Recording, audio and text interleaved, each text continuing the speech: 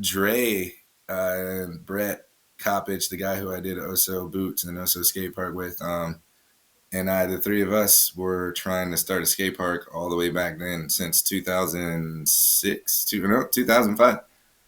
And so Dre had gotten in contact with Pepsi. He had gotten in contact with Mountain Dew, and he had gotten in contact with Red Bull. And Pepsi was willing to give us money, but it was a reimbursement. So we would have to find the money, build the skate park, and then they would be willing to reimburse us. And so that never went anywhere because we were unable to find money. Um, but Dre, Brett and I were all idea people. We love rollerblading and we always have these ideas, and I'm sure everybody does, but we try to execute on them. And so the next thing was a universal boot company that Dre wanted to start. And so Brett was working on designs for that. And basically the idea was, let's have a boot that you can put your rollerblade on, then you can slap an ice skate on, and then you can slap inside a snowboard or like a ski binding, just have this one boot that you could That's use for crazy. everything. That's a crazy concept. That is. I'm surprised it hasn't been done yet, though. I mean, it's not that far fetched, like it's somebody can do it. No, I mean And it isn't that far fetched. It's just like It's all an boots. interesting concept. You know Yeah. what I yeah, mean? and Yeah. That was Dre's idea, and we started trying to help him work on that, and then he moved to Cali, and so that kind of put a halt to things. We were still talking, but it's kind of tough when there's no face to face and no one's really like having meetings that are resulting with next steps being achieved. But Dre was out there hustling and started getting cuffs made. And so I wasn't mad at him. Like Dre's always working, man. He's always doing something. But so we just carried on that spirit and always have some kind of projects going on.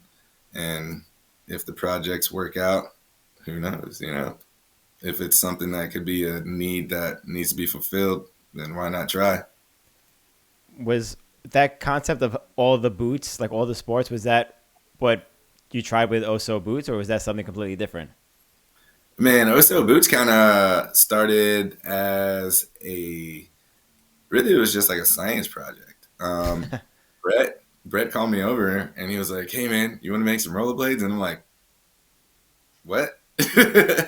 And he was like, "Yeah, come over to my house." And I was like, "Okay." And I went to his house and he had all this stuff in his garage. I'm like, "What's all this about?" And it's like just sheets of plastic and like wood and parts everywhere. And I'm like, what's going on? And so like we constructed a hot box and like a thermoforming unit, which is basically where you heat plastic and then suck it down to a mold. And so we started playing around with like making boot molds and making cuff molds and started producing an actual shell. So then it's like, let's see if we can get a skin made. And we had a buddy that was a seamstress and like we were doing it ourselves too, like learning to sew. So of course, like they were pretty ugly in the beginning. But we eventually found like a lady who used to sew surfboard, I guess cases. And so she started sewing the skin. So they started looking a little better. But basically it was just to show like we don't have to, you know, rely on someone else to produce our rollerblades. And I think it's really cool that we were in the beginning of that wave because now it's common, like there's so many companies that are owned by individual people that are like 3D printing or buying their own plastic and have milling machines and CNC machines and like cutting sole plates. And so it's kind of cool to see that the DIY is still alive in rollerblading and actually, with the improvement of technology, is getting better and better, and people are making real products that are better than what are coming from the big factories.